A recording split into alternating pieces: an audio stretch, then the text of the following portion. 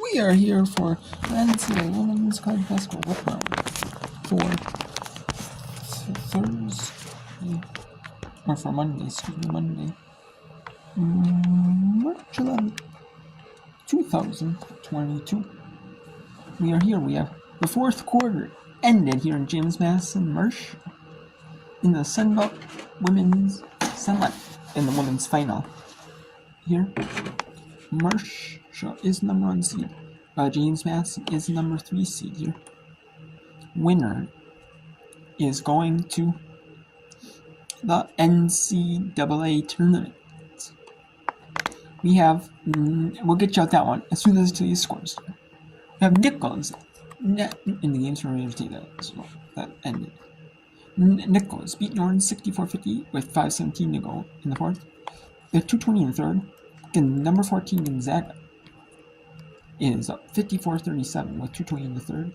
Like I said, with 7:52 to go in this one, it's all but over. Number 2 in UNLV is blowing up Fresno State. Not like that much expected, but that's a good showing. Coming into the NCAAs, get like a good high seed, and prove everyone that you were dominant in your conference, in your tournament. You did what you respect against teams you respect to really, really dominate them. We have the half. In the second American quarter, South Florida in UTSA, 27-25 lead for South Florida. It's a close one in over all records, 16-13 and 19-13. South Florida just played 3 more games. However, in the American play, we're dead even 10-8, so that's close. On CBS Sports Network, we have the second of 2 Summit League women's semis. North Dakota State taking on Oral Roberts with a 22-11 lead for North Dakota State with 2 seconds in the first.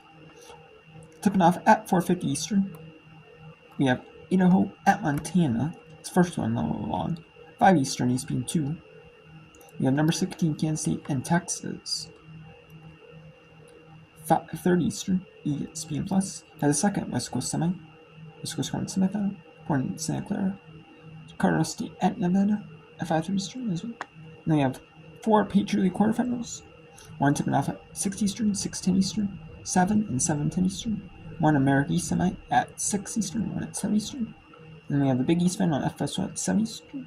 And 4 Northeast Conference quarterfinals on NEC final at 7 Eastern. And we have an American Conference quarter final. Rice at North Texas at 7. San Diego State, Mexico at Eastern. And 9 Eastern, 8 Central, 2 Lead Temple. But it's probably going to be 30 minutes after, so it'll probably be 8:30 local, 9:30 Eastern, between 2 Lead Temple, and 10:30 Eastern, 7:30 Pacific. Boise State, Wyoming, in the fourth quarter, in the Mountain West Championship. And we have the Horizon League, 2 semis were earlier today. Green Bay beat Purdue Fort Wayne 64-55. Iowa State beat number 17 Oklahoma in the Big 12 semi, 85-68. 65-57, Texas A&M Commerce beat Northwest State in the first round of South Tournament opening game. Cleveland State blew out Wright State 83-50, so it's the top 2 seeds, Cleveland State, Green Bay. Cleveland State is the automatic qualifier, but Green Bay has some huge wins over power conference teams. So, we'll see if they can, both will make the NCAA tournament. Both could, especially, because they both have 26-6 and 29-4, really solid overall records, really solid in conference. East Carolina upset Tulsa 75-71. South Dakota State beats South Dakota in the South Dakota rivalry in the Summit League 76-63 and 47-44. Montana State beats Northern Colorado in overtime. They're both 10-8 in Big Sky play, and they were just 2 more games played for Montana State than Northern Colorado, and it was 16-15 and 15-14. So they're like about dead even, and Montana State won 47-44 in overtime. So let's go to the Sun Belt Women's Championship, 83-81, and obviously this is women's basketball. So let's go to the Sun Belt Championship. on ESPNU and simulcast on ESPN Plus. 83-81. James Madison at Marshall. Now it is 83-82.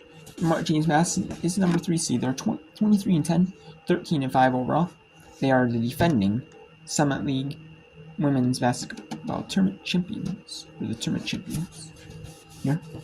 And Marshall is 25-6 overall, 17-1 in conference play, regular season play, 25-6 overall. Really solid record. And that is their highest win total ever in Marshall history, 25 wins. And that's a first-year head coach too in at Marshall, so being really, really dominant at Marshall. And again, these players to buy in to their to the new style and find new players. They have players that fit that style of play as well. That they're coaching, which is awesome. Having a coach that, or coach, maybe adapting to styles of the players, which is awesome as well. You like the coach. I'm a coach that has characteristics, can coach up on this style of play that these players like to play, or have another style for the players. There's players that Marshall has, which is awesome too. And that's Out of Bounds. And I'm going to get a few more ready here. Pacific in Gonzaga. Pacific is number 4. Gonzaga is number 14 overall. So is Gonzaga going to host? Maybe they can if they win the conference tournament. Because if they lose a conference tournament, maybe they slip. Then you'll get 2 out of the West Coast Conference. But man, it's going to be an upset. For sure. And there's a turnover. And the foul! 2 shots for Marshall. And let's send you out to Christy Thomas-Skiddy and Roy Philpott in Pensacola, Florida for the Sun Belt Championship. Winner goes to the NCAA tournament. Sun Belt Championship game, the final. And what a good one this has been so far. 86-85, Marshall with the lead, 151 in the first overtime. Maybe a second overtime on there, knowing how these teams play, They're so evenly matched.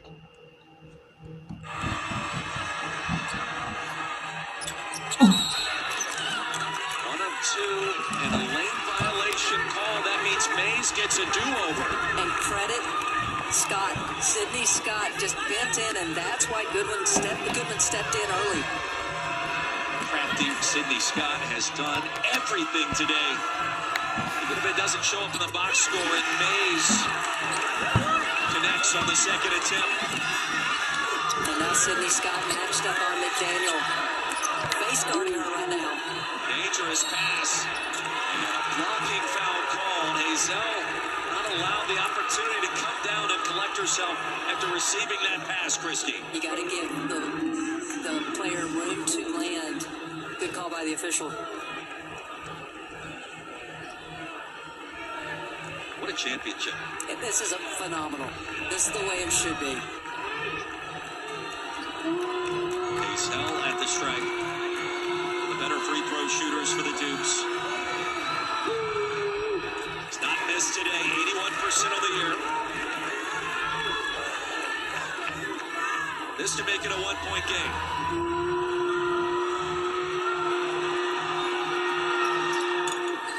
In and out.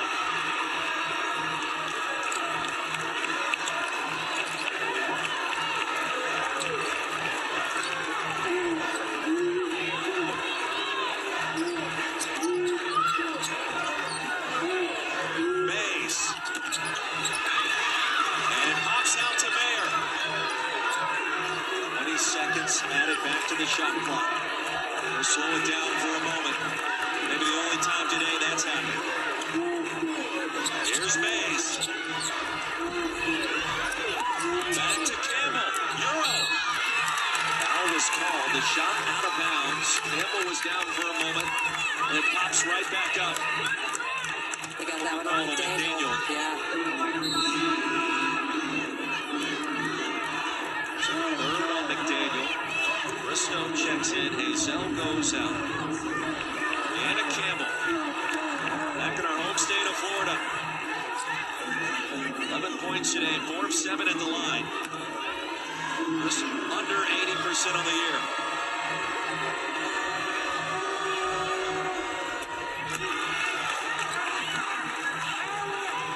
This next one to make it a 2-possession game.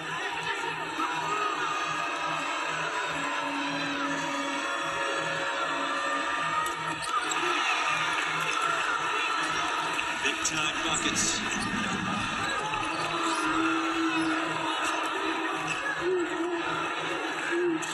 Bristow with a size advantage on Campbell. Crosses her up and in with a layup. Beautiful move by Heaven Bristow. Bristow with 21. Dukes need a stop.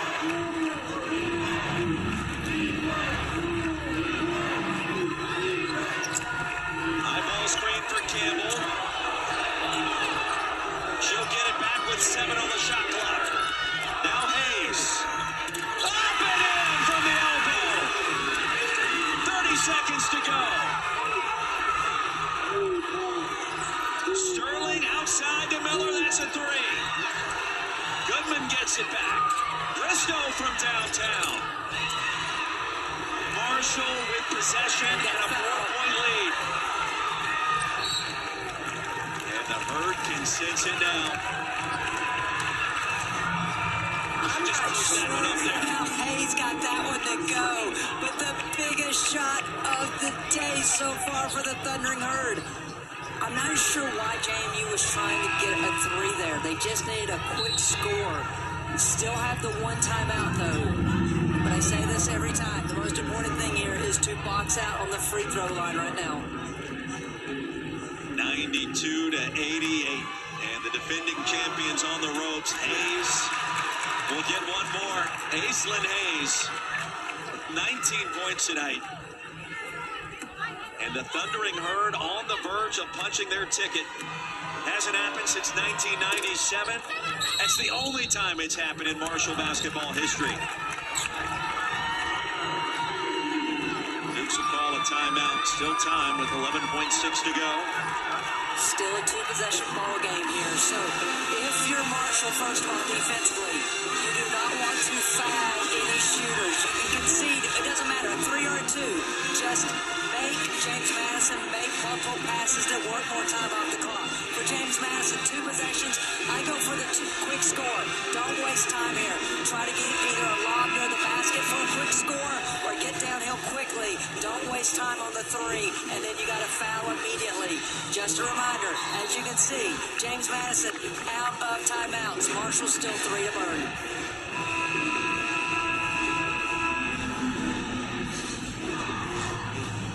Dukes out of timeouts. Marshall with 3 remaining.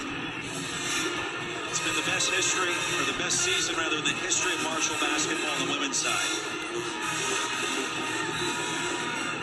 Talk about a dangerous team next week in the big dance if they can hold on.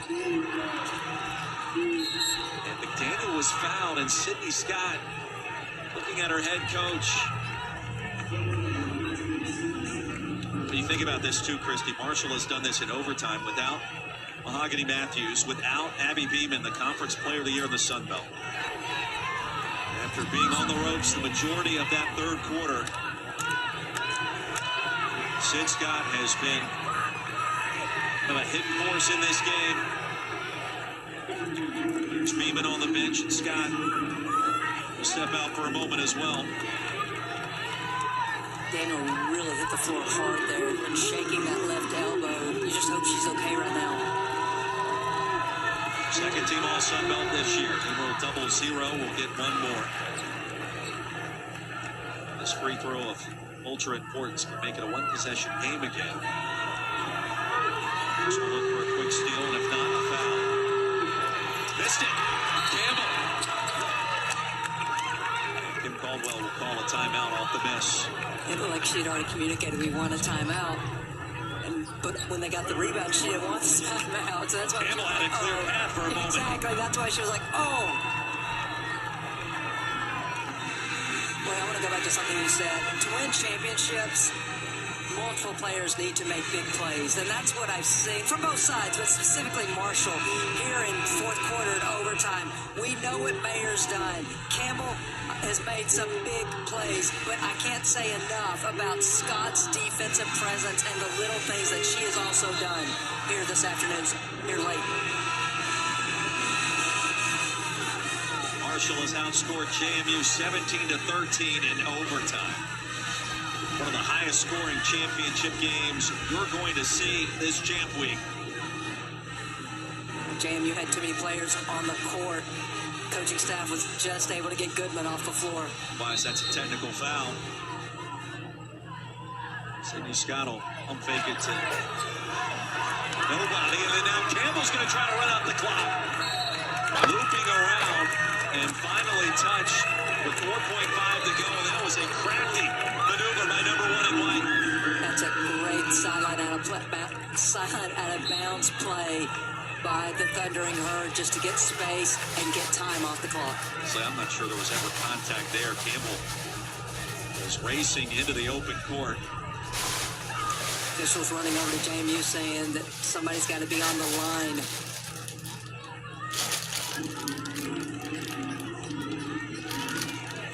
Well, Huntington, West Virginia is set to become unglued if Marshall can hold on.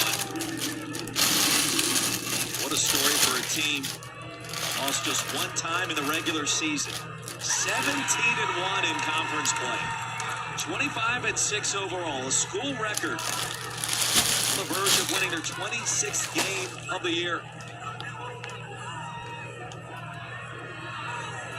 Brianna Campbell has been incredible. 2 more free throws. Dukes need a miracle. Sterling right before the buzzer. It goes, but it does not matter. For the first time since 1997, Marshall's going dancing.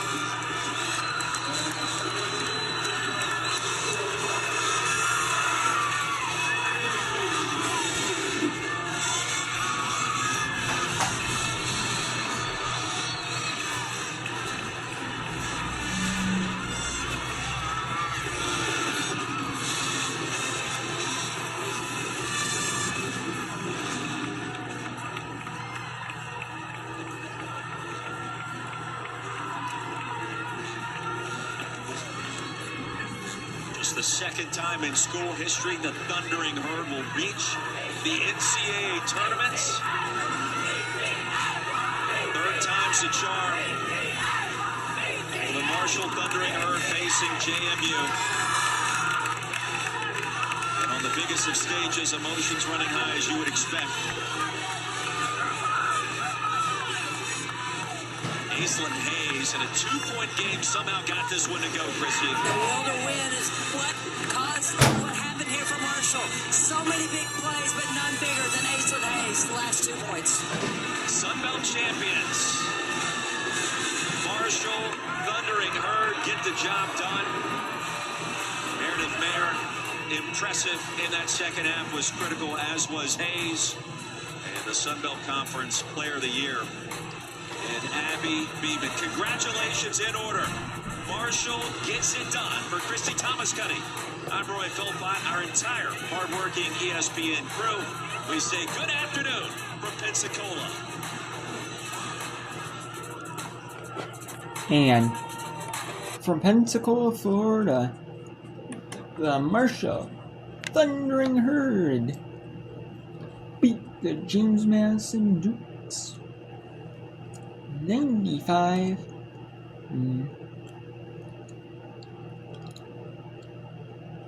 92. That was a fun game. And it went extra long, but hey, it wasn't like a little extra, basketball on a Monday. I don't mind. We have a couple other ones here. 71-66 Nichols over Norns. 61-43 Gonzaga over Pacific. 33 all South Florida at UTSA. And we have 32-20 Oral Roberts down 12 to North Dakota State. And tipping off in about a few minutes here. 6 to be precise. Idaho and Montana State. And we got Tennessee, Texas. So let's go to Nichols and New Orleans. This one's about to be out. Usually I'm going to semis. But it looks like this Gonzaga, the Gonzaga semi. Because they got to buy all the way to semis. This is the one had to play the 2. The 1 and 2 got the buys to semis. 3, 4 get the buys to the quarters. 5, 6, 7 get the, with 9 teams, they get to 5, 6, and 7 now. Instead of 5 and 6 only. Used to be 5 and 6 get by the second round, now it's 5, 6, and 7.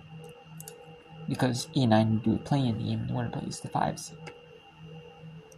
So let's go to Nichols at New Orleans. Nichols is 13-17, 7-11 in conference, while New Orleans is 11-18, 8-10 in conference.